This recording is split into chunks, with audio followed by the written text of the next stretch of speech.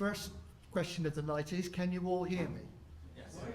Because we're running without microphones tonight, so it's a case of, for questions later on, if you could all speak up, that would be brilliant as well. So thank you for coming to the club this evening to hear this presentation.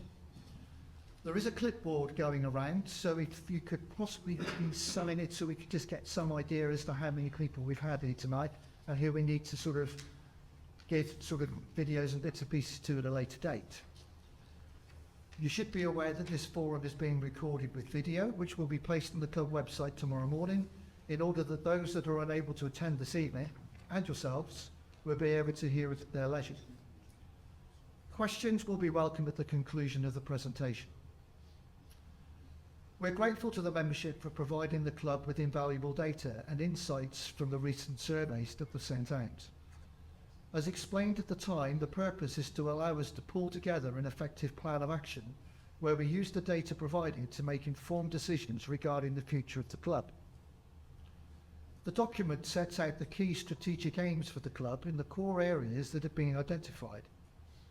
We want members to be engaged with this process and for there to be a clear and transparent direction of travel. This document will provide the backbone of everything we do at the club moving forward over the next 10 years. Some things may change due to extenuating circumstances, but on the whole we feel that where we want to take the club is clear, and the journey the club will take is also clear. We firmly believe members should have a clear understanding of why decisions are made and for what reasons.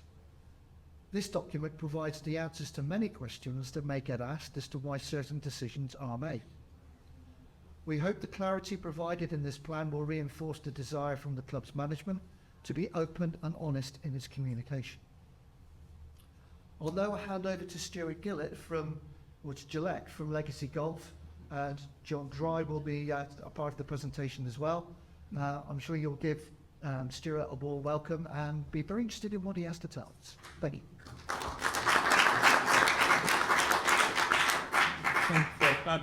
Just to reiterate, thank you very much for coming and for those that are going to watch this at a later time. Just a bit of background on Legacy Golf Advisors. My name is Stuart Gillette. I have worked in golf management for about 25 years. Started at Bearwood Lakes, where I actually worked with John when he was in the pro shop selling Mars bars. We've both come a long way since then. I spent most latterly 10 years at Golf at Goodwood. For those of you know, they're running that business, and then went to European tour destinations before COVID set in, and then post-COVID have set up this business with 3 other partners. Chris Lomas, who is the chief executive at Warpleston Golf Club, Ian Timberlake, that's got a recruitment business, and Paul Mould, that has a business accountancy matters and material matters, which Broadstone is a client. Our business really is advising our golf clubs on and golf businesses on all sorts of different things using our experience. So we've been, we're delighted to have been working with John and the board on this project. And really it came about through discussions John and I had about really the direction of travel of the golf clubs are going. And I've been doing this for 3.5 years. A lot of golf clubs don't have any sort of plan. It's year to year to year. And actually, fair play to Broadstone for doing this bit of work, doing the surveys, listening to the members, because too often it is the vocal minority that seem to get their own way, right? Actually, we need to flip it on the head and listen to the silent majority, which is why you need the survey. So the surveys that were done, the engagement was fantastic, and there was some really good stuff that's come out of that. What then, the information that comes out then goes into this strategic action plan. The purpose of this document needs to be clear, concise, simple, right? And it has to be something that you as members engage with, okay? And has to almost be the Bible of the direction of travel for the club, okay? And one of the things that we talk about to clubs when this is happening is that as the people change, the plans doesn't, okay? And that is hugely important. So you know as members that as those committee members, boards, captains, whoever the key stakeholders are, as they change, the plan doesn't, okay? Because the last thing you want is someone in charge that because he hits a right to left shot, there's no bunkers on the left-hand side. He gets succeeded by someone who hits it with a left to right, so he moves all the bunkers over. There are a lot of golf clubs that run like that. That's not the way to do it.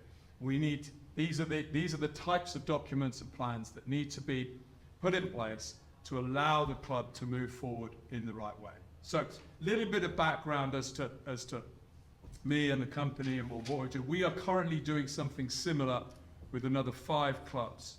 So we have done it with, we're doing this currently with Hayling, Harrenporth, Enville, and about to start with Colchester and Porters Park as well. So this is something that we use industry best practice as well to help give the right information of where we should be going with this. So I'll now hand on to John, who will talk a little bit about it from his side. Sure. I'll start off with a bit of good news. We are going to keep the bar open through tonight's presentation. So if you do get thirsty and you want a fresh top up, please just jump up, wander through to the bar ends behind there ready for you. Second bit of information from me is around the actual document.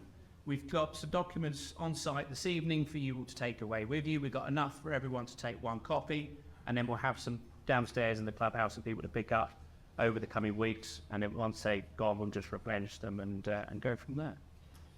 But onto the more formal introduction from myself, just to sort of reiterate a little bit what Stuart was saying there.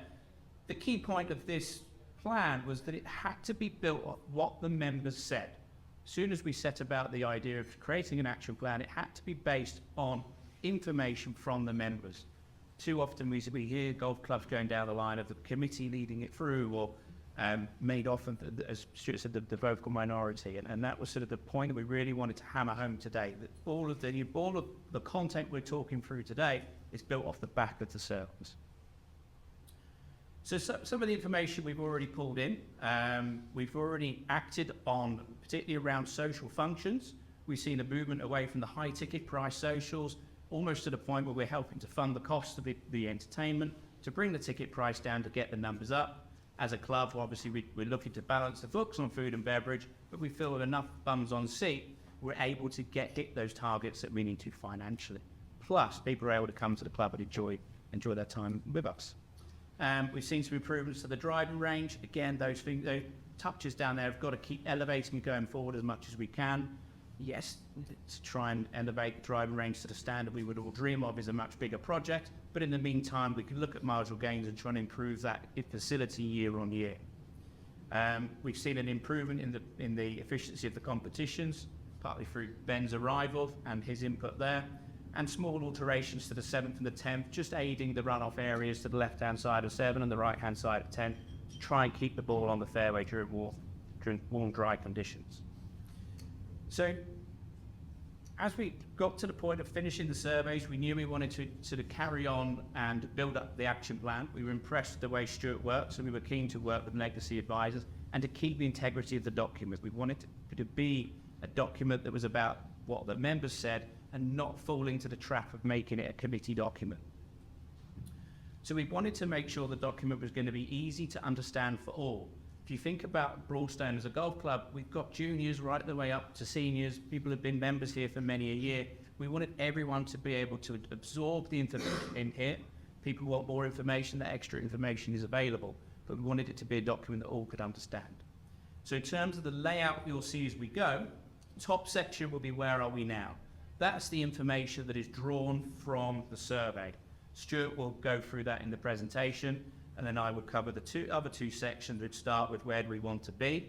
That information was built up through committee meetings, through dealing with staff, additional member forums, and trying to really sort of pull on that data of exactly where the club wants to go in the short term.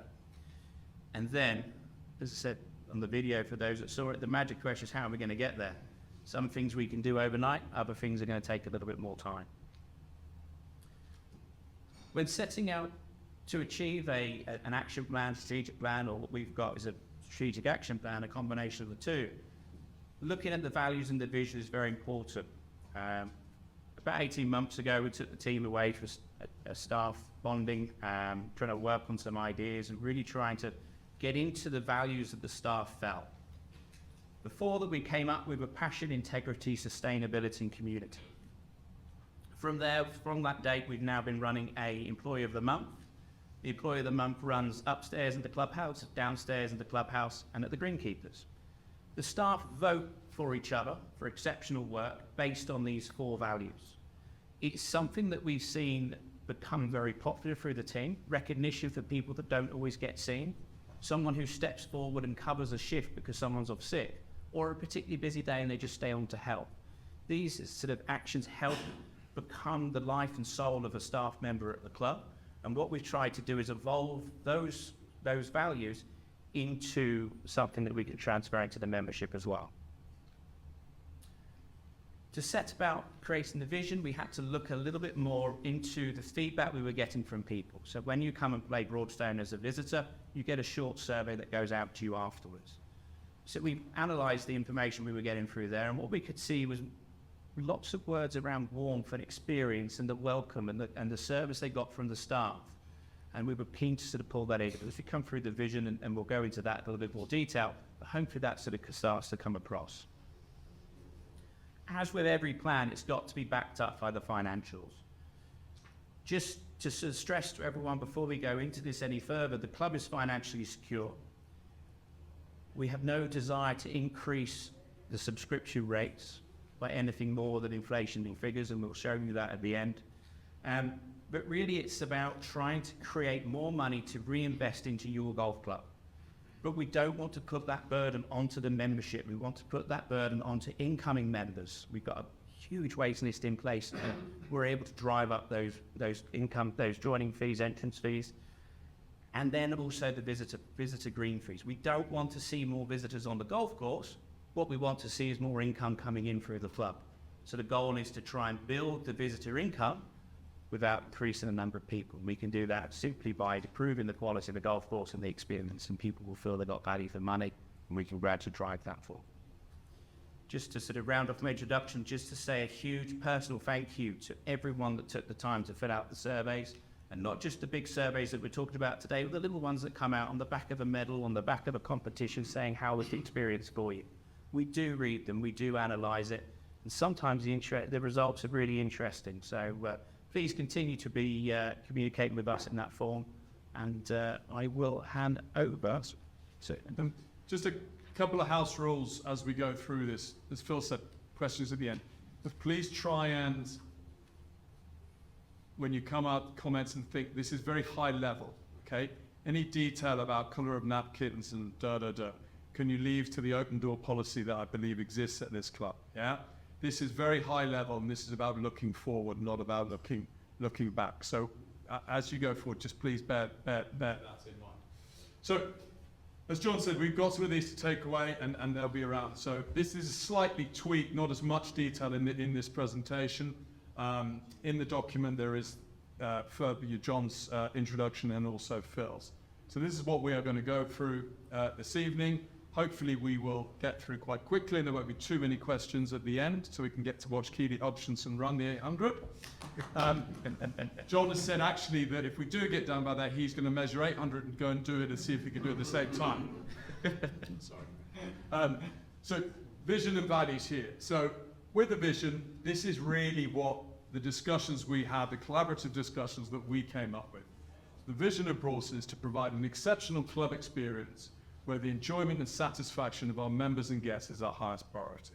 Okay, really simple, gives you an understanding of what the club's management are trying to achieve. And then the values, John?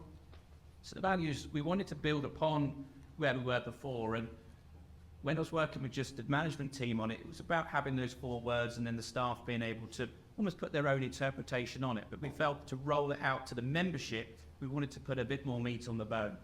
So we came up with passion and pride in our club and its culture, committed to excellence and sustainability, integrity and respect for our club, its heritage, its future and its people, and engagement with the community for the betterment of the club. Some people through the membership will really buy into these values. It's a great thing for us to be able to share with new members, so telling them the story about what Broadstone is. When you become a member of Broadstone, it's more than just access to 18 holes of golf. You become part of a community, you become part of the family. Heard an interesting thing today, and it sort of resonated with me, and it was about what's the return of investment for doing these things one day? 0. But if we can get the staff and the members to buy into this every day you come into work, every time you come up to play the club, play the course, and live your life by these values, suddenly the results of this will be breathtaking. We've seen a lot of work through staff training a bit this year, and seeing that feedback coming through from the visitor surveys is testament to that. So yeah, very, very keen to drive this forward. And just one thing that, and we debated this and didn't take too long to be fair, we have club there. There's a word missing before that would normally go in golf club. Okay, golf. The word golf has come out because this is a club. We want people to feel they want a club to come here even if they're not playing golf. Yeah? You know, and that is the sense of the whole community vibe that's going on. And it's important that everything that happens at the club is essentially linked to one of these values. And you know, and this is why trying to get members to engage with it, because members are passionate. They want to be proud, right? They want it to be excellent. You've got to have sustainability, financial and environmental. Yeah, you want to respect each other. You want to engage with the community, okay? So those are 4 sort of key things that hopefully will continue to feed through. Right, into the meat of it. Management and governance. Okay, so this is the area that focuses on how the club is run, right? The key stakeholders that carry this out and how it is structured. So where are we now as a club? We have a modern structure that includes a varied age demographic. 57% of members feel very or completely satisfied with communication from the management committee. Strong club management that are respected and visual. Project 125 has been delivered as promised. Okay, so you can see there the 57% has come out of that survey. Right, that's data, real data from the members. I will say to you now that I have been very impressed with the management committee and with the club's management. Yeah, I would say you are at the higher end of the league table, unlike Southampton going to be this season. You should be proud of where you are. Okay, I am a Saints-fan, all right. You should be proud. Yeah, they do a good job. I haven't seen too much politics. I haven't seen too much of that, which is evident that a lot of clubs that we work at. So I think you're in a pretty good place right now with your management and governance. Excellent. So where do we want to be? To maintain a progressive structure with diverse representations and an inclusive management committee. Sue, it's lovely to have you here as our ladies captain. We're delighted that Sue now attends the management committees. It get a positive step as we move forward. And I know a lot of people have spoken about that over the years. Women in Golf Charter and having Sue in the room there is definitely a forward step for Broadstone. To annually grow the satisfaction rating for decision making and the communication from the management committee and club management team. Again, regularly sending out communication to Friday Roundup and something we're working toward a bit more interaction from the management committee into the membership. Have a solid succession plan for club management team. Believe it or not, I do have a plan in place for if key members of staff do go, and making sure that development of staff internally is occurring, making sure we're investing in good staff that we've already got on site. Clearly identify what the next project plan is and ensure a clear and costed delivery plan is in place. Hopefully what you'll see today will tick that one off. Be seen as a leading club at the forefront of golf sport initiatives to grow the game of golf across new audiences. Always having regular conversations. There's some really interesting statistics out at the moment about participation in golf across the world. How many people are playing golf that isn't the format that yourselves play. Sort of, I think America now it's almost 50-50 in terms of how many people are playing top golf compared to playing golf courses. So the industry is always moving. We need to be aware of what's happening in these trends. And one that clicks off a lot of the members is to be in a position where we've paid off the loan and confirm a new investment plan for the club, if that's something we wish to do. The loan is due to be paid off in 2032. We want to be in a position to be able to look at a new loan if that, again, is something that we see as an important point. How are we going to get there? To annually conduct feedback on communication. So using little surveys here and there. We know that member uptake on those surveys is good, so let's keep using. Ensure personal development plans in place for all supervisory, management level and KPIs set. So one of the things I was keen to introduce when I started was a bonus scheme. All of the senior staff have quarterly appraisals and then a bonus related on a successful achievement of their KPIs. For me, it's a very powerful management tool. If I've got someone underperforming, being able to withhold a bonus that hits the back pocket is something that we can use to motivate staff, or, as I like to do, if it's all going well, is reward them for great work. And have a clear plan and vision in place to 2030. This is tonight. Develop a 5-year plan to grow engagement within the membership. A finance officer, general manager that communicate key actions to achieve goal of loan repayment, and a new investment plan. We'll move on to that in more detail as we go. Membership, heartbeat of the club. The main priority of the club is to have a strong membership that's achieved. If this is achieved, it provides a solid foundation from which to take the club forward. Just to echo some of what John was saying at the start, one of the big questions when you do this is how we're going to pay for all of the stuff as we come on to all the nice stuff at the end, right? This is about your subscriptions, yeah, need to remain kind of where they are, yeah? Broadstone has evolved, yeah, with the structure that it's got now, okay?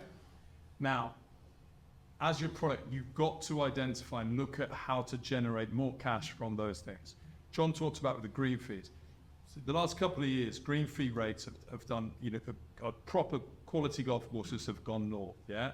You shouldn't be afraid to charge what you're worth, okay? Rate integrity, yield is right. One of the things we say is, right, get more from less. Because I suspect if I asked for a show of hands, have you got too many societies and visitors here? Everyone goes yes, right? You need to understand the data will tell you members use X% of the tee times, right? So that leaves you maybe 15% of the tee times for visitors. Make the most of that. Create a quality product that you can charge 175 quid for, okay? The Surrey Heathland golf courses, 3Ws, they're at 180, yeah? Some would say that your product is better than those, right? Combined with the service. That is the level that you should be thinking about, okay? Coming back to being proud of what you have. So the membership element is key. As John said, this is about monetizing that wait. Full membership, waiting list at 175. Great news. £1 million in revenue. Yeah, subscriptions. Active and satisfied membership with a strong NPS, Net Promoter Score. We'll come on to that at the end. Positive experiences the members have. Strong golfing heritage with positive frequency of usage. 84% of members play club competitions. A real golfers club with a low average handicap at 12.5. And the ladies and junior sections that are growing.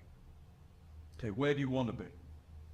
So we, as Stuart said, our average handicap at 12.5, we want to retain that sort of reputation we've got for being a golfers club, low handicap golfers, and also attracting new talent in because they know this is the place to be if they're serious about their golf.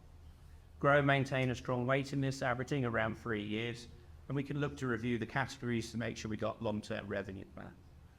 Look to monetize the waiting list with innovative, engaging initiatives around the joining fee. We have just monetized the waiting list. We've gone out to those on the waiting list and offered an opportunity to be able to pay a small fee to be able to access the golf course a couple of times a year. And in terms of moving forward now, maintaining a membership revenue in line with inflation and market demands, again, reiterating that point, ensure satisfaction levels increase year on year, using the Net Promoter Score, maintain average age of between 52 and 57. We know we have a younger demographic of membership than some of our neighbours, and target a minimum annual retention rate of around 90%. We don't necessarily want to be in a position where all the members stay, because actually we do want to pull on that revenue from the joining fees, but we don't want people to be leaving because they're unhappy. We want people to be leaving for their own reasons, and we want to be replacing them with fresh members with the enthusiasm they bring and obviously the financial benefit of a joining fee. Growing the junior and ladies section, we've got a waiting list in place for the juniors now. Ladies, we're really trying to drive forward as well, and we will continue to do so. And to increase annual satisfaction for competitions, through Ben's surveys, we've got a good idea of what the feedback is for each competition. How are we going to get there? Proactively promote the waiting list with new member engagement strategy, golf events included in club communication, social events. One thing we find interacting with the waiting list is that the experience on our waiting list compared to other clubs is very different. We want to make sure that when it comes to the point of joining the club, Broadstone is the choice. We know most of the people on our waiting list will be on other clubs' waiting list, not just ours. So when it comes round to the point of joining, it needs to be Broadstone as their first choice. Annual forecasting of membership fees based on economic predictions. Good luck, Dave. Proactively track member satisfaction through regular communications. Track and understand the demographic of the membership. Ensure positive communication in advance of renewal, rather than just landing the bill on everyone's doormat. And have the right people delivering the right programs by consistently engaging feedback from membership. Again, those surveys, the power in Golf course and golf facilities. It's the main product of the club. Principal reason for being a member. Course and golf facilities is what people will judge the club by. Where are you now? You're established in the rankings. 86 Golf World, 96 Golf Monthly, 2023. Course satisfaction positive with improvement seen since 2022. Perception is we are behind our key competitors, our peer group. At times, presentation consistency is lacking. Practice facilities are regarded poorly, with 60% stating need for improving, compared to what John was saying earlier. Average year-round green fee rate for visitors is 93, excluding member guests, £93. Survey highlights issues with holes 7 and 18, and I know there's a lot of work being done around that. Where do we want to be? So practice facilities that meet or surpass the expectations of the membership. We may not be able to have a 300-yard driving range, but we can still be able to provide a facility that everyone could come and enjoy. Top 75 in both Golf Monthly and Golf World rankings. It's an ambitious one, but we've got to drive forward. We've got to try and do everything we can to move up those rankings. We're already looking at new initiatives to try and encourage the panelists that maybe haven't been to Broadstone for a long time to come back, using some of the input we can get from people who are already racing these golf courses to find out exactly what they're looking for and what the feedback is in more detail than you see just in the magazine. Just on that, a lot of the time there's question marks about why. Why do we want to be top 75? It helps drive that green fee revenue. There's enough data out there that says the higher you are ranked, the more you can charge, okay? And as you start to try and do that, that really helps, okay? So that is one of the reasons why that sits in there. So we really feel that will help drive that visitor green fee revenue.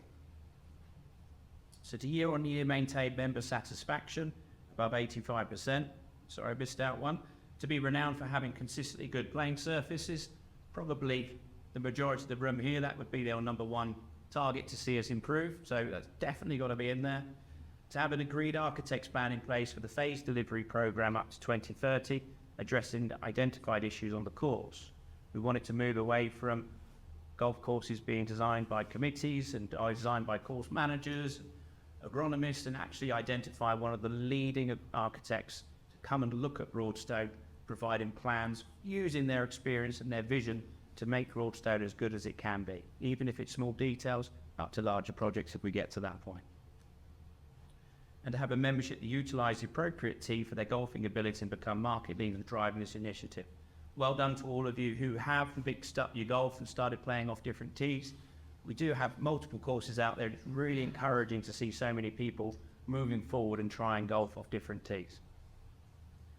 How are we going to get there? Budget for annual improvement for existing practice area. It's too easy just to sit back and accept what we've got and moan about what we can't have. Let's drive forward and deliver what we can. Communicate course improvements with rating bodies. We've got members that sit on panels. We've got a member of staff that sits on one of the panels. We can use that inside knowledge to try and really drive forward the experience of the panelists when they're here. We know that there are results that we can achieve. Committing to the R&A agronomy programs and setting internal metrics for KPIs. We've all seen the change in the golf course over the last couple of years. Very pleased with the way it's working with the R&A.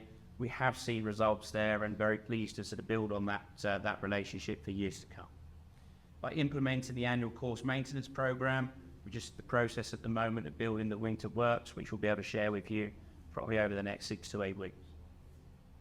To have a rolling capital expenditure plan in place to facilitate the identified course improvements from the course architect and also member surveys, and to educate the membership and encourage usage of the appropriate tees. With a building on what I was saying. Clubhouse and car park. Key elements away from the course determine the experience members and guests receive at Broadstone. First impressions count, and they should match the aspirations set for the course. Where are you now? Clubhouse has evolved well, the use of space is well received, although some areas have been identified as underutilized. Member satisfaction is good, with 68% very or completely satisfied. Customer journey is poor, and by that we mean sort of how are you getting into the building, locker rooms, out to golf, pro shop, check-in, up to the bar, etc. Outdoor seating is limited, and 70% rate enhancing this as a first or second priority. The car park ranks third in the surprises in this area, and the lack of capacity is a big issue. Thank you. And where do we want to be? To fully utilise the available space to have a modern clubhouse that meets the need of the members. We actually look at the footprint of this clubhouse, it's actually quite a good size. Can we use it better? Can we find better uses for the rooms in the building at the moment? Do we need to move forward? Increase the outside hospitality space by at least 50%. This weekend we saw the arrival of some new furniture out there. That gives us some additional seating that hopefully we can enjoy through a Indian summer if we get some good weather. To have overhauled the car park, we'll provide a minimum of 145 spaces and have a much improved arrival experience. That's going to be a big challenge, but one that we need to look at. We know most Saturdays we have challenges with car parking. We need to make sure we're doing everything we can to find every little nook and cranny for an extra space or two here. To have cemented a refined and appropriate guest journey for all activities associated with the club. How are we going to get there? To appoint a professional review of the overall clubhouse space at the end of 2025 that considers the space available and the customer journey.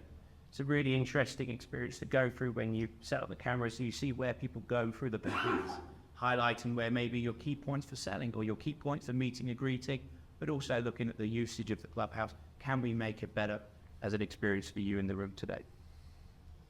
Explore current available outdoor space and ensure linked into a longer term plan and a long-term car park solution included in the architect long-term planning.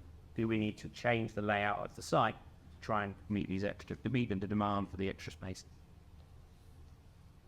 Food and beverage. Key element of ensuring the social experience is in line with the expectations.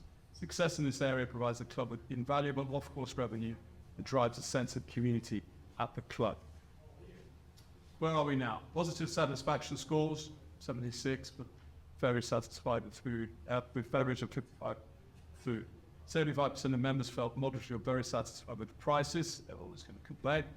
The environment and atmosphere of the clubhouse is well received and service levels are high. Change to social functions as a result of the surveys were well received and strong take-up in the new events. Social membership of 100 provides a steady stream of custom. Food margins sit at 67% in 2033 for and beverage of 65. I think the margins is very important because everyone complains when the bacon sandwich or the price of coffee goes up. Yeah, but it's exactly what's happened outside the gates. Yeah, those prices have done that. Okay, so that is why these metrics are quite key. Yeah, in terms of understanding as members why your pint of Doom Bar has gone a little bit higher than it was 2-3 weeks ago, and with the price of food. The halfway hut is well received, with 81% very or completely satisfied with the experience. Pace of play is the only real concern around the hut. Thanks, Chip. Where do we want to be? To have a clear identity of the food offering for each element and use of the club. To develop year-on-year satisfaction scores across all areas. To maintain and review our strategy for managing food and beverage margins.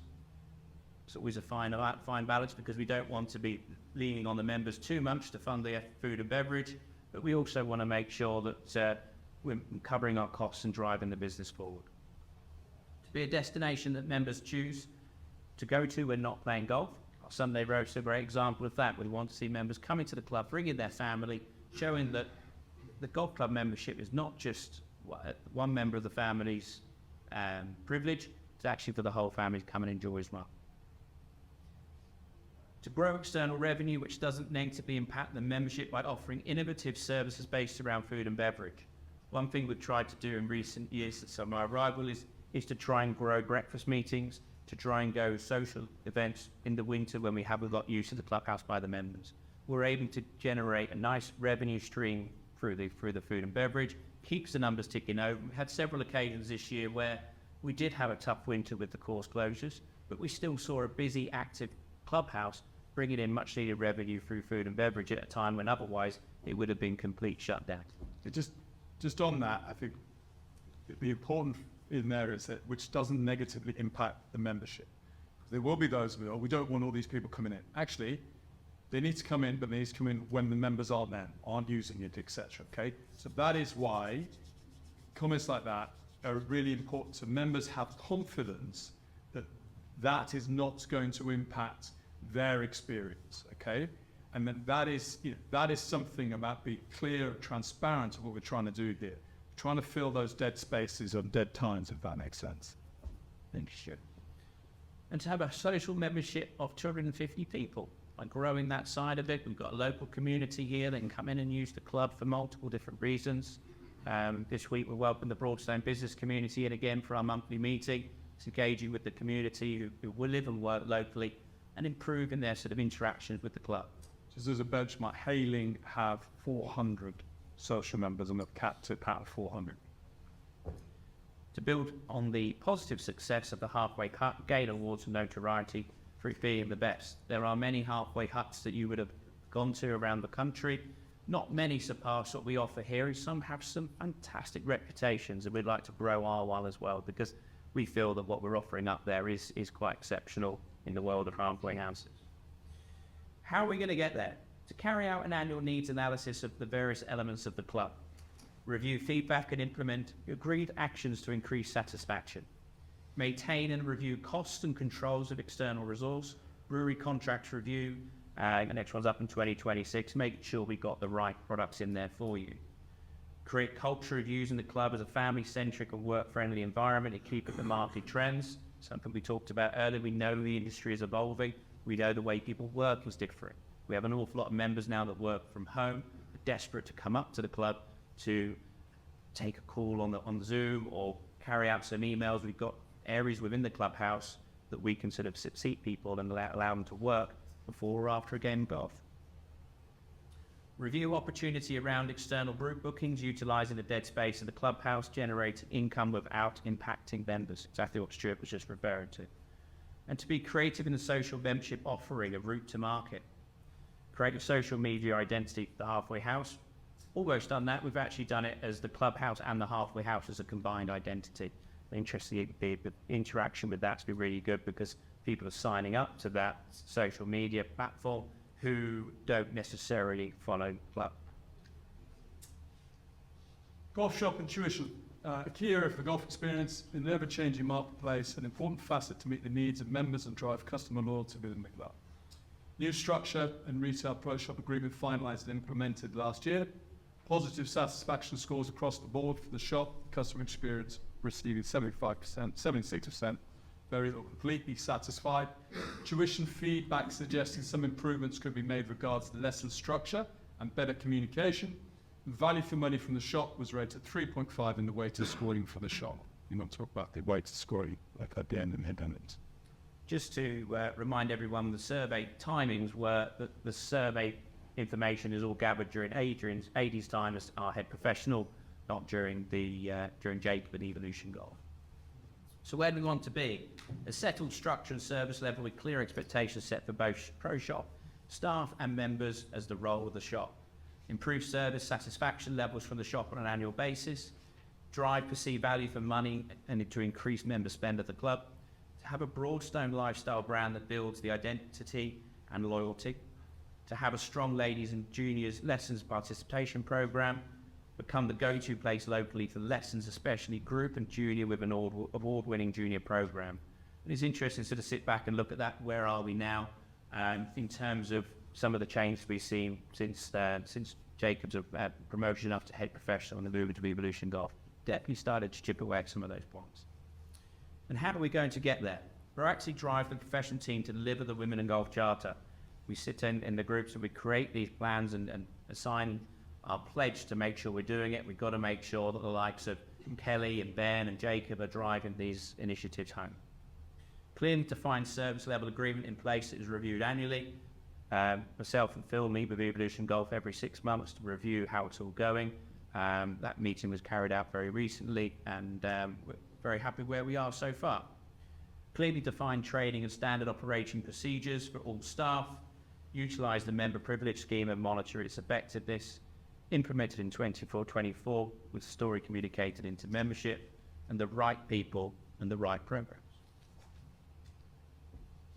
Revenue, finance.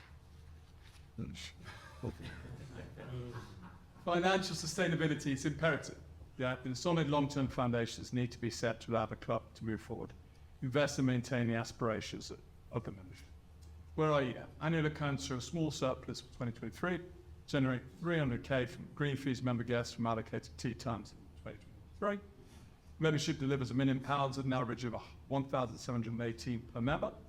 The joining fee generates 31,000 generated 31,000 in 2023. However, revenue is still behind the competition. Interesting, John was discussing this earlier. Year on year, that's sitting at 50 now. We've just gone past 50, which in 2022 we're just over 25. So we doubled that figure in just 2 years.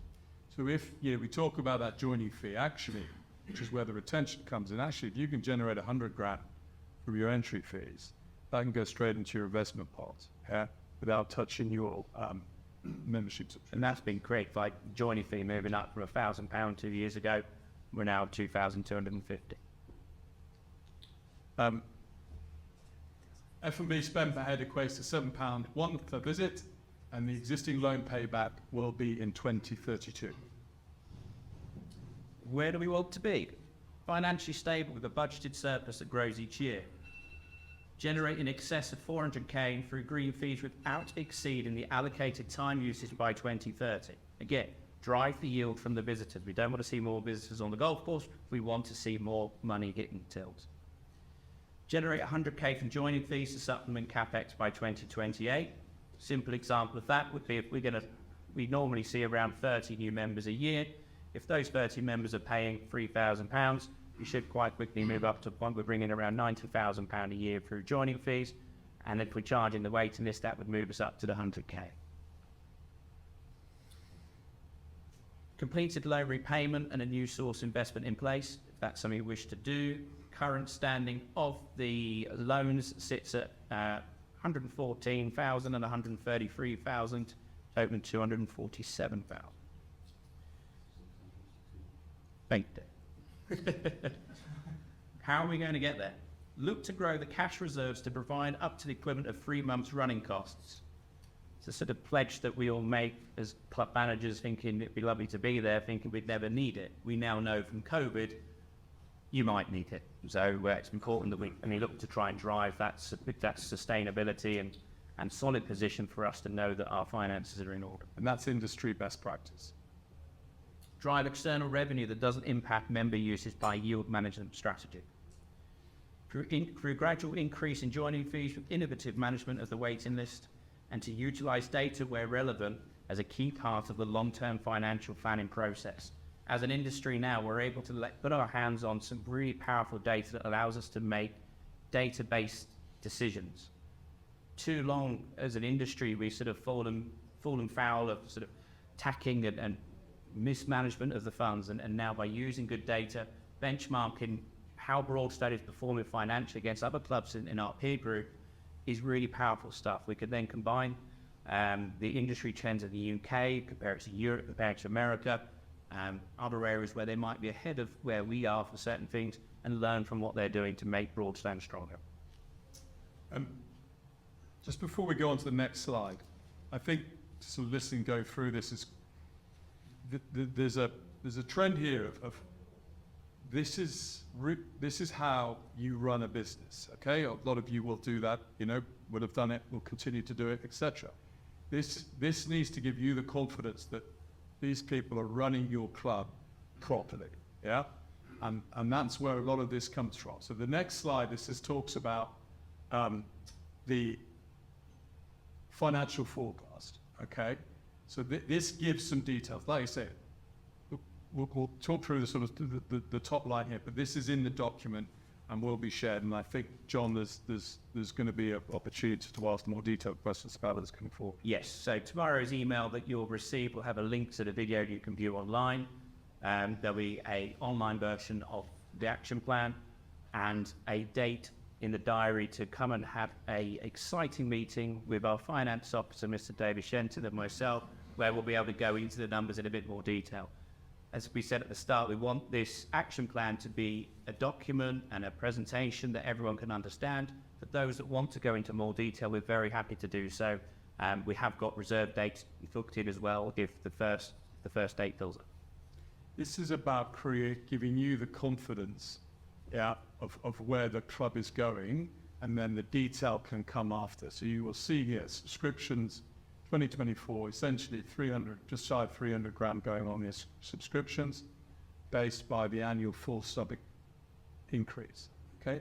Once again, this is a financial forecast. Okay, there's determining factors. There will be these numbers have some science behind them. Yeah, increase the golf course expenditure, house, bar, etc. So this is in there for you to take away tonight, and dare say, lie in bed and go through these with a fine tooth comb. Okay, but this should give you the confidence that actually by 2032 the club is going to be in a really strong position with a good surplus that can be reinvested. Okay, and things change.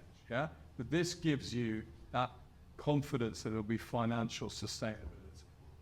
In terms of projects that are planned, I believe these are ones that are committed, right, John? Yep, 14 footpath, it's the second one down. Apologies, the text is quite small on this one. But the 14 footpath has now been completed. The irrigation tank, we were hoping to have carried out that work early this year. Unfortunately, we did have quite a wet winter and the ground wasn't suitable to commence work. We're looking to carry on with the groundworks in around end of September during our course maintenance week, giving it minimal disruption.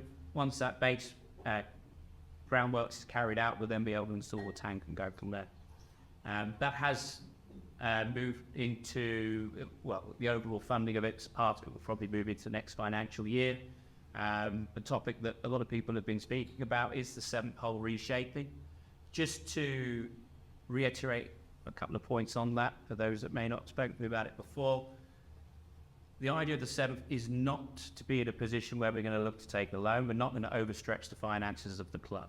For us to go ahead with a project to change the shape of the 7th, that'd be simply just lowering the height of the fairway. It would have to be affordable through that year's capex. We don't want to be in a position where we're going to borrow money. We could probably be able to borrow money at the moment, and the terms of that loan would not be great as well. So we definitely don't want to be pursuing that. And we don't want to be in a position where we're going to overstretch it. That's the third one down. So the third one down. What's on the rest of them? I will get to them, David. I'm going through them one by one. Okay. So the 7th hole reshaping is targeted for next year. So what's the first one? The first one is the irrigation tank. Irrigation tank. The second is the 14th footpath. 7th is the reshaping of the 7th. Outdoor seating is the 4th one, which sits in between December 25 and April 27. We know we're keen to see that evolve and offer a better experience of people sitting outside. We know at some point we're going to have to refurbish the locker room, so that's been put into around 2026. And for those of you that have been up to the greenkeepers, you will know that the facilities that they've got there are in desperate need of some investment. We do need to make sure that their living accommodation up there, so their mess rooms, their kitchen, their bathrooms, and Paul's office is refurbished up to a decent state. We do know we have a bigger project up there, which is this one here, Greenkeepers Building. That's a much bigger project. So if you're standing on the third tee, it's not the green building you see behind you. It's the taller building, which is where we keep the tractors.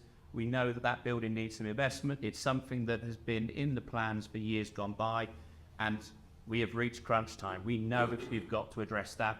It is a larger project, which is why it's currently sat in at around 2028 on the basis that we need to generate the capital expenditure funds to be able to do so. But in the meantime, we can address the areas that they're working in on a day-to-day basis. The green building is actually in pretty good shape, so we don't need to overly invest in that one at this stage. And at the bottom two lines, first one is the ongoing clubhouse repairs replacements, and the second is the ongoing greens repairs replacements. We have a CapEx replacement plan in place for all of Paul's machinery, and in terms of the kitchen, we always know there's going to be the odd expense that needs to go in there to keep that running. This year we've had to invest in a upgrade of the dumb waiter, which is not a member of staff. It is the lift that runs up and down from the kitchen, and also the standard stair lift that, believe it or not, gets used an awful lot. So these are costs that we've got to try and budget for to make sure we've got the money to reinvest in our product. John, can you tell me what outdoor seating area actually is? Outdoor seating, so that's the area on the balconies at the moment. We've got the area downstairs as well. We know there is a desire to improve what we've got there. I think we can all agree that what we've got there isn't as good as our local peers, and we need to offer a better environment. So we need to explore what that looks like. Is it a case of we look at maybe an extension to the balcony? Is it that we reshape the area down there through landscaping? These are the conversations we've got to have. But we do need to have the funds there available to do so. Similar to the driving range example, okay, we can't go out and put a new balcony on it this week, but what we can do is invest in improving the furniture. We know the furniture is starting to fall apart. We had the backs of the seats held together with cable ties. In the meantime, we're able to invest in new furniture to make that experience as good as we can. We've got to be exploring where we can move forward to make sure the experience of Broadstone is as good as anywhere locally. One thing that the surveys did do was ask that question about long-term investment. Yeah, and that, you know, those surveys were done last year, and the first one did the autumn before that. Those questions can be re-asked. The idea of this is nothing has been confirmed or committed to. This is an idea of what that project plan is starting to look like. Okay. And then the final section, people. Yeah. The component that brings all the areas together. Highly valuable commodity that must be invested in, nurtured, and respected in order to deliver the Broadstone experience. Hospitality staff are very, very difficult to come by. Yeah. The last 2 years has been a nightmare. Chefs are like rock and roll's blue. Can I say that? Yeah. Thank you. It is very difficult to get the people to serve you your coffees, your bacon sarnies, and your beers. Okay. This is why you need to look after them. Okay. I think you've got a great team. The experiences I've had, I've been really impressed. Okay. Developing a team with a good organizational structure in place, personal development plans in place with key personnel from KPIs, appraisal program strong collaborative culture in place, employee reward recognition steep. However, an inconsistent understanding of club values. Where do we want to be? An established team with clear succession plan in place. The place to work locally, especially in the hospitality space. We know around this area that hospitality work is in high demand. We have far more jobs available in this sector than we do people that want to take them. We know that our good staff will be approached regularly for headhunting, and we need to make sure that the experience of working at Broadstone is exceptional so we don't lose these key members of staff. Performance monitoring process that evolves through staff feedback, inclusive culture where everyone's voice is heard, and an award-winning team. It'd be nice at some point to get some recognition from within the industry of the service that we offer here. It's nice hearing it back from the likes of England Golf and Stuart when he comes to the club and sort of hearing these nice comments, but it'd be nice to recognise it in a way that the staff would see as well. How are we going to get there? Departmental head to have objectives set for a developing succession plan, monitor local pay ranks and vacancies. Every time we go out with a new job, we have to make sure it's a competitive pay structure and it's going to attract the right people to come and work at the club. Introduce employee surveys through 2024. That's something we've got targeted later this year, and create development and educational pathways across all departments. Delighted to see the progress of some of our key members of hospitality staff in recent years. Last week they were sent away on a training course to further develop their understanding and education side, and to the point where we got some best in practice and great skills from our day-to-day staff that are here to welcome you and serve you on a daily basis. So that completes all those core areas. What we have included in the document is a SWOT. Okay, I won't go through this. This is something for you to look at. Strengths, weaknesses, opportunities, and the threats. Have a look at that. I will just draw what we were talking about earlier to water and irrigation. Yeah, in the next 20 years, that is probably the single most important thing a golf course is going to face. Yeah, how are you going to get your water? How are you going to store it? How are you going to deliver it? Yeah, because irrigation upgrades have just gone through the roof in terms of the cost of it, yeah, and to keep those playing surfaces to the standard that you want them to do, that is the most important thing. Why ask a question? All in the weaknesses, the top ones cause conditioning. Yep. Have we got? Yep. So that was in. Can we come back to that when we come to questions, please? Yeah. So that's the SWOT for you to have a look through. Just in the appendices, Net Promoter Score is a metric used to measure customer loyalty and their likelihood to recommend a given service. Also, when you walk through customs or duty free, you have the buttons to press. Most of the time it's red. That's basically the likelihood to recommend a given service. And this is how the weighting scores that have come out of the surveys. So if you look at the surveys, the reports that were sent out, that's the data that's come out of those. That's it in terms of the document.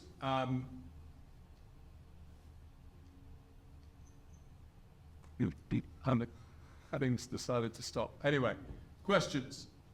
Phil, do you want to start with facilitate? Makes sense. Yeah. What I was going to ask everyone to start with is, everyone's been sitting there with rapt attention for the last hour.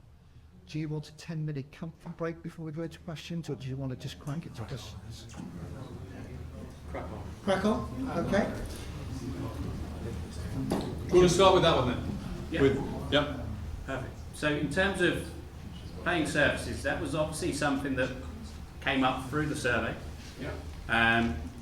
I think we're all aware that over recent years the playing services have been commented through the membership in terms of the standard of what you're playing on not being as good as what you would expect. I'll put it simply like that.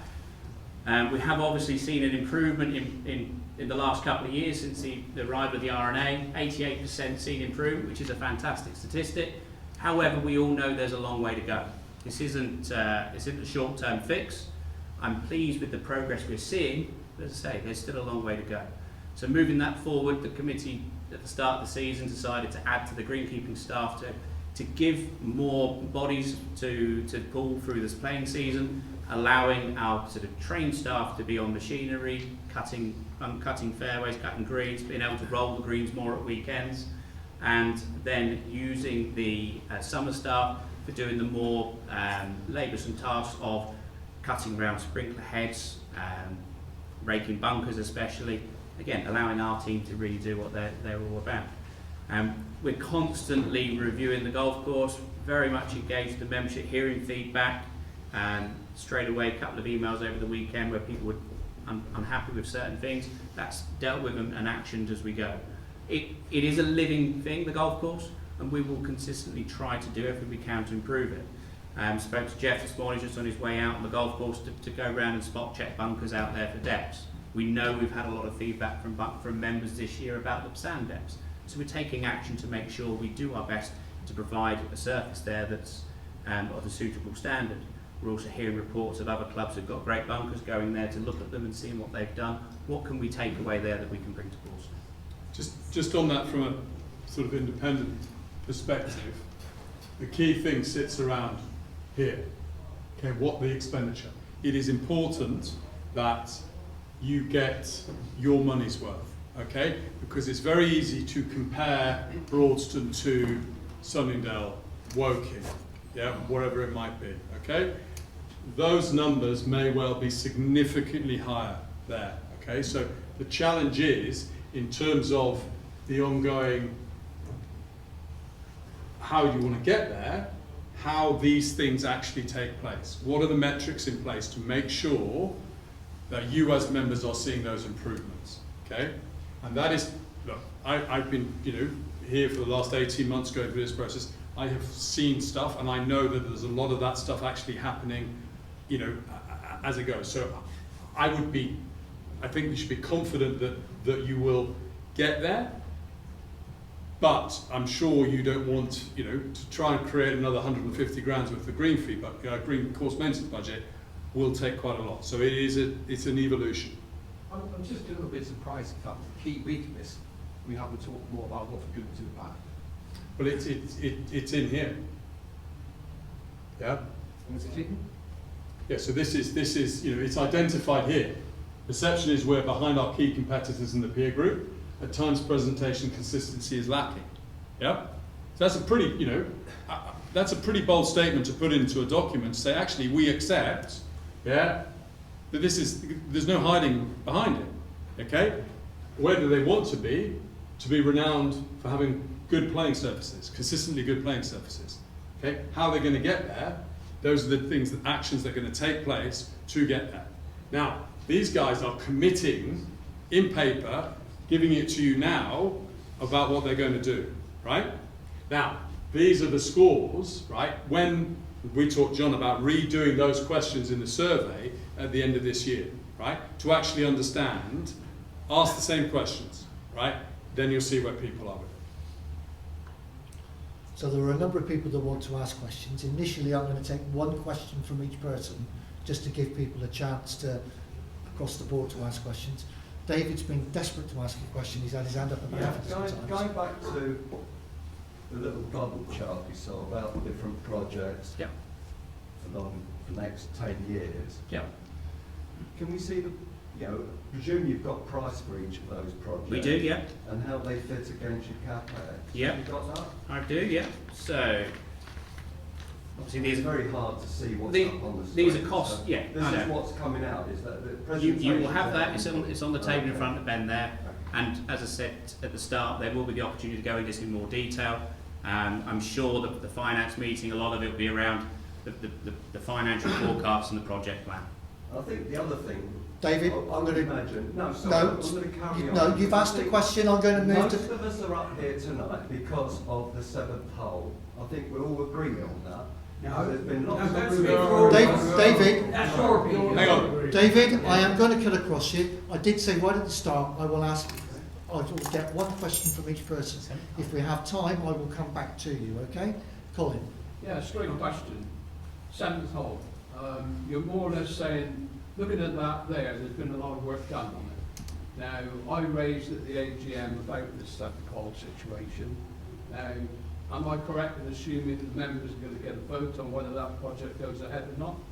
There will be a forum later on in the year. Now, is it a vote? I'm answering, Colin. So there will be a forum at the later on this year, and depending on what the cost comes in at and whether we can afford it, then we'll be in a position to certainly get a feeling from the membership of whether it's something they want to do or not. Yes or no, vote? I don't know yet. I'm happy to come back and answer that nearer the time, but at this stage, it would depend on how that project looks in terms of the finances around it. If it goes into the point where it's a large enough investment that would warrant a vote, absolutely it would go to a vote. No, it's not a question of whether it's financially viable. What people, I believe, should have a vote, what the membership should have a vote, is whether they want that hole altered or not. It's a Can I- dramatic change to the golf. It is, Colin. I understand exactly what you're saying, and as I said, I don't have an answer for that now, because we don't know exactly what that project looks, and it might be a project that we're not in a position to go ahead with. No, So- you're missing the point. No, Colin. It's Sorry, whether no, members can I- want to vote The or bottom not. line, Colin, is that the answer to your question is, at this moment in time, there is work going on to be able to present to the membership what the vision for the seventh may be in the future. Until that work is completed and we're able to present it to you in a forum as a committee to you and the members, and potentially with the course architect here as well, we cannot give you a definitive yes, there'll be a vote, or no, there won't be a vote. We need to finish that work. Can I just, sorry, I come back to those house rules. Clearly, the seventh is a contentious issue, okay? There's no doubt about that, as has been displayed here. This is high level about all areas of the club. There are highlighted issues with the whole 7 and 18, which you have raised, okay? In here, where do you want to be, right? Agreed plan that addresses identified issues on the course, okay? That means the 7th, okay? Come back to what John said. The architect, Mackenzie and Ebert, yeah, one of the most esteemed global golf course architects, they are the experts. I would advise you listen to them, right, and get some options of what that looks like. And how are you going to get there? By implementing, sorry, this is about the, with the architect, yeah, that also identified course improvements from the architect, okay? So the things are in place. This document is to give you, the membership, confidence that these things are happening. The detail of how you get there is a separate issue, okay? So I think it's important to just not get delved in, and if you've only turned up to discuss the 7th, this is the wrong forum for that. Yeah, this is to give you, as a membership, confidence that the club is being run in the right way. Phil? Yeah, there's just one very quick thing. We've got something like 750 members of this golf club. Across various categories. Across everyone. And you've probably got the figures, John, how many people actually use the F&B and the pro shop downstairs. If the numbers are very low, is it worth going back and revisiting where we had a nominal sum attached to the subscriptions, 50 quid, 80 quid, 100 quid, whatever, to encourage people back into that? Not Yep. just to go up and buy 6 bottles of wine. It's a very valid point. It is one that we discuss each year at budgets, and I'm sure Dave and I will have that same conversation, and again that will lead into a conversation at management committee level. Last year we felt that the burden of the operation was already being felt by the membership, and we didn't want to put that extra cost on it. If we look at the increase in subscription last year, the last 2 years, it's been quite sizable. To go to the loyal membership and say we want more money wasn't something we necessarily wanted to do. I completely understand where you're coming from, Bill. Loyal membership, isn't it? It is, and you can argue that those that use the food and beverage, they should be the ones that sort of benefit from the investment of everyone into that. And again, that's something we will consider, because it is a very valid point, and one that does get raised each year during committee meetings. Phil? Yeah, I've been a member 40 years, and we were told by the management at the time that Pont was the bee's knees in architectural design. Those 4 holes we've had to go back to, each one of them at least once, to redesign it. We spent so much money on that. Can you guarantee that these people that you're saying are now the bee's knees are going to get it right? Because there were so many things we could point out in that original design, it would never work. You had so many pinch points that everybody was walking through the same avenue. And it was just ruined, of course, in places. The 5th is a perfect example. Everybody walked in the same way. So we had to build another path. Yeah, it is a very good point, Phil. It was unnecessary. Yeah, it is a very good point, and one that I've had discussions with people in the clubhouse multiple occasions already. The reality is there are errors out on those holes that need to be rectified. What we can't do is sit back and accept that the bunker on 6 and 8, for example, are correct. They need to be rectified. I get more complaints about those 2 bunkers than any other bunker on the golf course. We know that it's a nightmare to play from. We know that the ball rolls up the face, rolls back down, and you get obstructed backswings. We know that it's a nightmare to maintain because you can only access at certain points. So the bunker doesn't work for the green staff in maintaining it. It doesn't work for the members in terms of getting the ball out of it. And from a design perspective, it looks quite nice from the tee, but we can't leave it the same as that just for that reason. So we have to be in a position where we're going to seek the advice of the experts to get that right. So we can't just sit back and say, oh, we've already done that with an architect, we can't use an architect again, because the alternative would be for the likes of Phil and I to draw it, or Paul. And as much as we can do doodles and see if we can create something, I'm no course architect. You can speak to Alistair Beggs, our agronomist, he wouldn't touch it. You've got to get the best people available to give you this advice. But you've also got to challenge them. Yeah? And just accepting last time. So, We had a guy come all the way from America to dig a hole. yeah, so coming back to my comment, so coming back to my comment, that is how, going back to the management and governance, those decisions need to be challenged, yeah? And the people that are making those decisions need to be accountable, yeah? That is the whole purpose of putting this onto a piece of paper, so they become accountable. That's the play. Sorry. John? Phil, very quickly, this is just personal comments. If we amend anything, can we do one thing well rather than 20 things not very well? That would be really appreciated. Secondly, John, you may have mentioned this, but regarding the waiting list, some clubs actually take a fee from people to go on their waiting lists, and they get that money back when they join. Yeah. An example of a club, West Surrey, Yeah. they do exactly that. They still have a waiting list Yeah. of between 5 and 7 years. So it doesn't put people off, but it may also as well If people want to join multiple waiting lists and they don't join here, let's have their money. And we've gone out to the membership, gone out to those on the waiting list with that last week. We've already seen people accepting the offer. So they pay a small fee. For that, they get social membership at the club, and they get 2 rounds of golf off peak times. We go ahead into the tee sheet and we book in place a couple of tee times at quiet times, send those dates out to those that accepted that opportunity. So we're looking at sort of 3-4 o'clock on a Sunday when it is quiet, and they can come up and have a game of golf. What's powerful about that experience is on the waiting list compared to other clubs is that during those games of golf, you might come up and meet someone. You might be paired with someone also on the waiting list. So as you come round to join, not only are you going, actually, Broadstone's looked after me more than the other clubs on the that I'm a member on the waiting list of, but also in a position where you've got friendships that are formed. So we're looking to add to that whole experience. I had a great moment on the tee with Alan last week for his President's Day.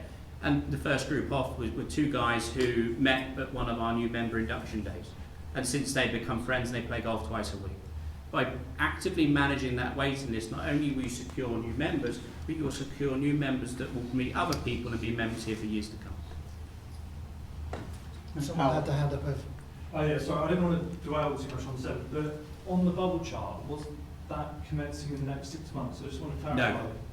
It would be, the plan at the moment would be autumn 25. And is that for the architect or for the actual work? That would be diggers hitting the ground.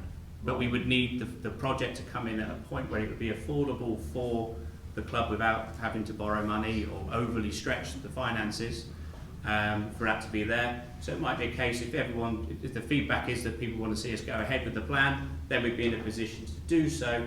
It might be 26, depending on where the finances are. We have some drawings made, yes. But the difficulty with a plan like 7 is a lot of the cost is dependent on whether we need to import turf and whether we need to import earth. So those calculations go out to the tenders, and then they'll be able to come back to us with prices. Could we publish the plan? I don't know the plan. Just to reiterate this, all of this will be discussed at a separate forum later in the year. Okay? I don't want to spend too much time on it because actually these plans are moving, they're changing all the time. We need to be in a position where we know this is a project that we can present to the members, at which point we will do so, and it will be with a thorough plan and one that you can all come and see and talk about and hear about and see whether it's something that you think is right for the club. Just, from an industry perspective, doing something similar elsewhere and what have you, there is no simple solution to the problems that you face there. Well, we can still ask the question. Yeah, no, of course, 100%. And and one of the things is it is imperative, and knowing them as I do, there will be engagement. And this is where I kind of talk about moving forward. Yeah, the example of what happened with Pont, etc. That's what happens if you don't have that transparency and what have you. And it's so easy to look back, but I think I would. My point was, the plan shouldn't change, just the cost of the plan can change. We should still understand. Yeah, you've got to find, coming back to the doing one thing properly, instead of 20 things, you've got to identify what the long-term future of that whole looks like, because the issues of that ball rolling down, because it's dry, coming back to my water piece, that has to be taken into account, okay? Because this isn't as simple as keeping that fairway wet, because that and spongy and soft, right? That won't be possible. In 20 years' time. Whatever it is you choose to do needs to be fit for future-proof that hole for the future, okay? That is what has to happen, okay? And that's what the experts need to work out and then commit to and engage with you the reasons why, and allow you to challenge, etc., and do that. When you say about future-proofing that hole, Martin's going to correct me, but I'll say it's been there for 125 years. Martin says 108. Why does it need to be Well, future? to tell you what reason, simple reason, like greens, 25 years ago the average green speed was about 7 on the stimp meter. Now it's about 11. Fairway heights would be fairway heights would probably be cut about 21 mil, and now probably being cut about 14. There was more grass there. Now I suspect if you let the grass grow to semi-length up there and the ball wouldn't roll down, you wouldn't be happy with that. We haven't had a problem this year because it's been wet and it's green now. we didn't have a problem last year. The point being is, you've got to understand what's going on with the climate. Exactly. Hotter summers, but wetter. That is a view coming through. So Wetter. that all has to be taken into account. Absolutely. And I suspect, knowing the way in which they work, that Mackenzie and Ebert will look at all of those things will be taken into account. I hope so. Yeah. And don't forget, that is something that does need to be considered. What was interesting is when the survey came out and it was identified, as an issue in 2022, Which was the hot summer. Yes, exactly. It was that John reacted to that data by saying there is a big issue. In 2023, last year, when it wasn't as big an issue, it was interesting that the complaints stopped. Now, you can't react, coming back to your point, you can't react just based on it. You've got to look at the long term, for what is the climate going to do, all of that. That all has to be taken into consideration. Otherwise, you're going to spend a lot of money on doing something that maybe you don't need to do, right? You've got to understand what it is. Can I just say, Martin, you will know, and most other people will know, the perception of committee moving into these surveys was that our weakest holes were always going to be 17, 18, 1 and 2. And we went into those surveys as a committee, John will tell you, thinking that our priority was going to be to doing something with those holes. 17, 18, 1 and 2. You, the members, through the surveys, told us that your least liked hole and the one that needed something doing to it was the 7th. So the committee have reacted to what you, the members, have said. Now, it doesn't suit everyone.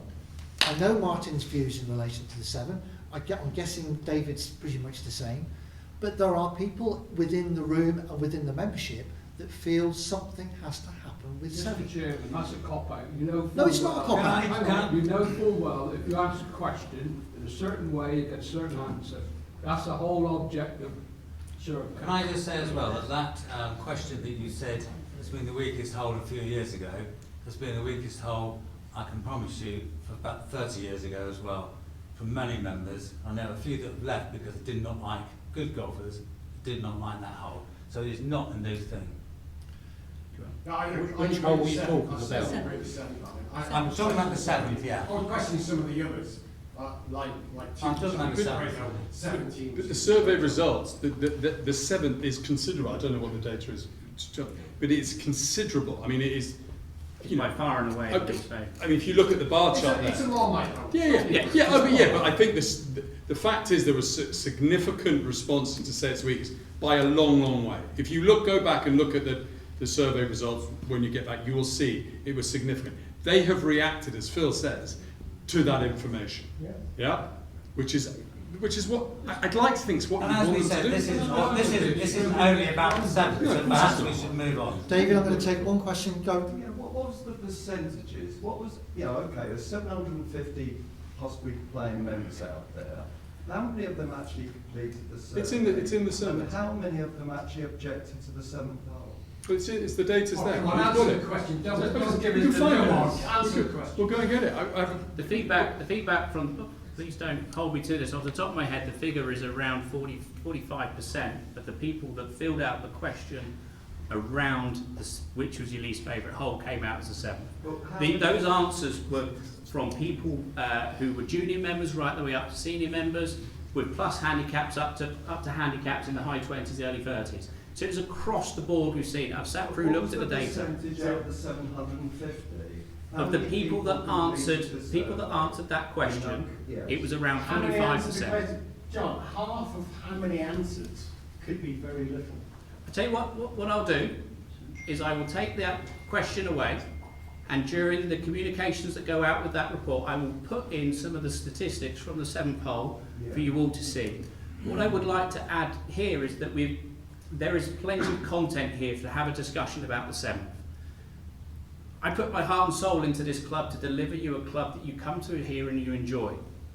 Could I please ask that you give myself and the management committee this time to go away and complete the plans on the 7th, to create a proposal to share with you, come and look at the proposal with an open mind and see if it's something that you like the look of. If you don't like the look of it, that's fine. So we're allowed to vote for that? I'm not going to go down that route already. I've already answered that question. But what I ask is that please try and be open-minded, see what you think of the plans, and then let us know what your thoughts are. It's not, we're here to discuss the strategic action plan of the club. We spent plenty of time on the 7th here. I've given you plenty of answers. I'm very happy to sit down a one-to-one or even create a meeting with those of you in the room today to discuss this in more detail. But I think we need to look at the plan as a whole and not just focus on the 7th, because there is going to be a brilliant opportunity to do so in just a few months' time. Martin, is your question about 7? It is. I'll take that Thanks, one, Martin. and then I am moving on to It's not a something. question, it's just a statement to say, I was disappointed in terms of the survey, that it was just so blinkered on the survey, without members understanding the history of the whole and what the whole was about.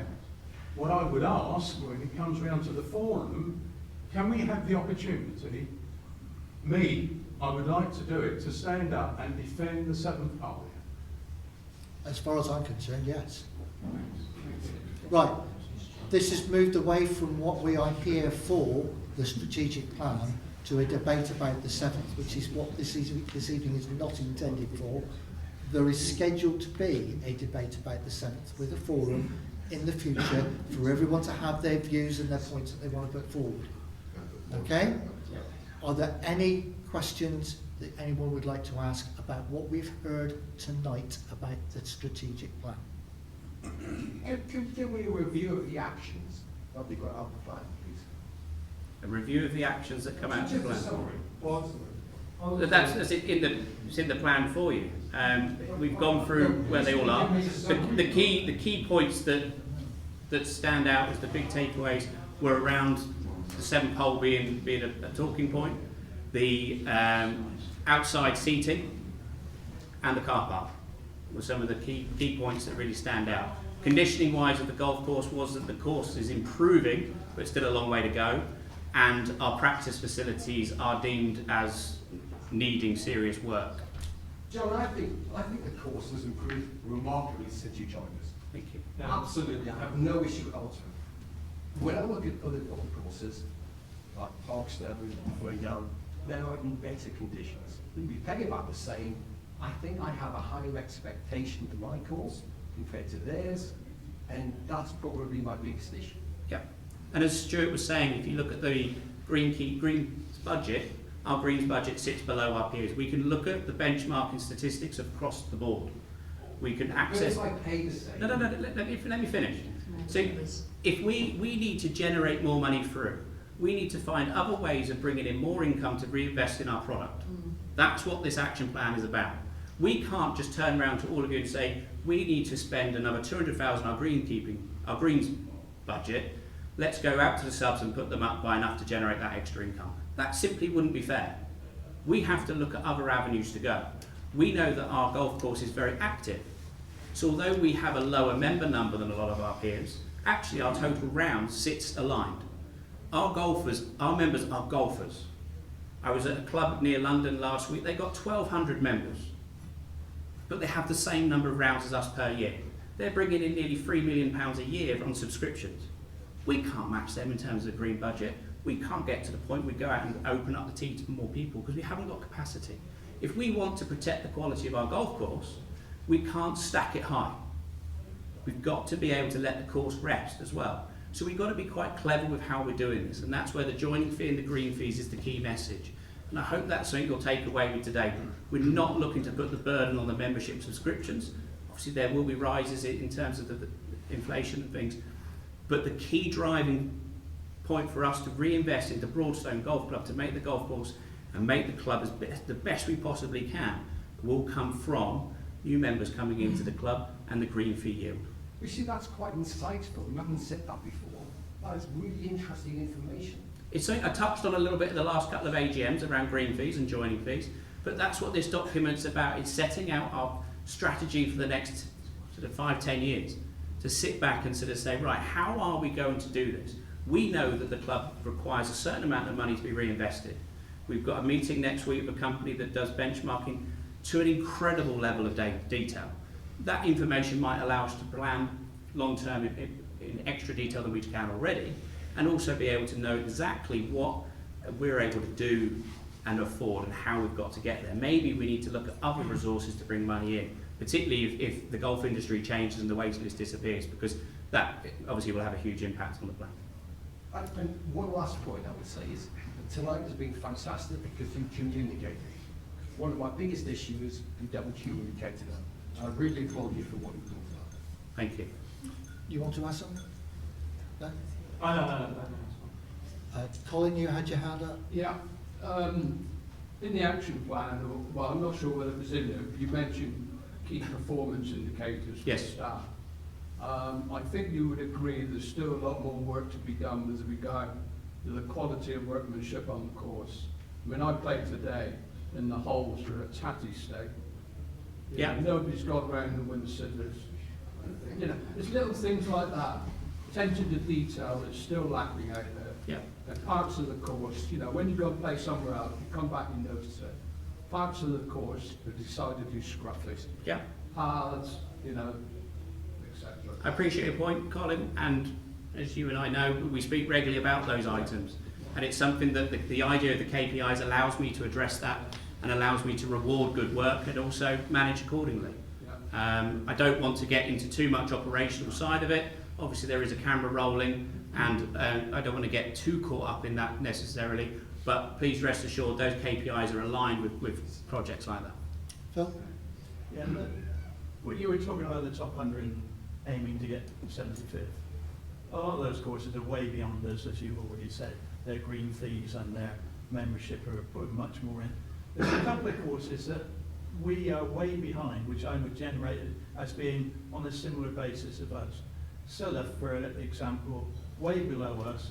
Their green fees are about the same as ours, and their catchment area is nothing. So I wonder how you can get to that state and get a club that's in the top 50 with exactly the same finances we would, even less, I would imagine. So just to answer that very quickly, actually, if you look at the rankings that have just come out through Golf World in today's golf, that came out about 2 weeks ago, where we sit on the rankings, we have the same points as the club in 69th position. If we gain one more point, in theory, we would go up to 69. So you're talking about fine margins. You're talking about, do they access the car park in a good way? Do they come in and have a good experience there? They're suddenly in a good mood. Are they well looked after on arrival? Are they coming to us on the right days? Are they coming to us when the golf course is maybe just gone through maintenance and we haven't known they're coming? So these are all different things we can do and work towards. And what we're doing is we're digging deeper and deeper into finding out what makes those panellists come to their conclusions. One point, I dread to say it again, but the 7th is one that does come up. We know that it ranks, the 7th hole ranks much more positively with Golf World than it does Golf Monthly, and actually in the Golf Monthly review it does mention the 7th. So these are little things that we need to listen to. John? Just the point I would make is I commend the fact that you've come up with a strategic plan for 10 years, because it is good to look forward. So that's good to understand where you're trying to get to. And above all, I would just say to membership, don't forget, we're just custodians of this place. It's been here for 126 years now. It'll hopefully still be here when we're long gone. And we should keep one eye to not only 10 years, but to 20 years, 30 years, 40 years going forward, when we are probably mostly gone. And finally, it's a big piece of land. It's 275 acres. That presents challenges way beyond the Fernandes of Parkstone. It's just not comparable. It's not comparable. And so I just want to say thanks for everything you're doing. It's the right thing to do and maintain things on a positive note. It's very easy to be negative, but let's try and stay positive. Thank you, John. Yeah, no, just a quick one. I mean, F&B basically is probably the biggest financial weakness, but opportunity as well, probably in that. Just picking up on there, the bar levy. This is one of the few golf clubs I think I know that hasn't got a bar levy. Has a bar levy been factored into? Not at this stage. Forecast? Not at this stage. But it is one that we will review on an annual basis and look at it in terms of what we think is right for the club at that time. And there's definite positives and negatives to it. you've got to spend per head of £7 and £1. So that's per visit per person. That is per visit, is it? Not per member. So that's counting bundles. Yeah, that so come every through. person that comes through that door, Which is pretty so good. every sale that goes through the till averages out at £7 per person. And yours is only the penny.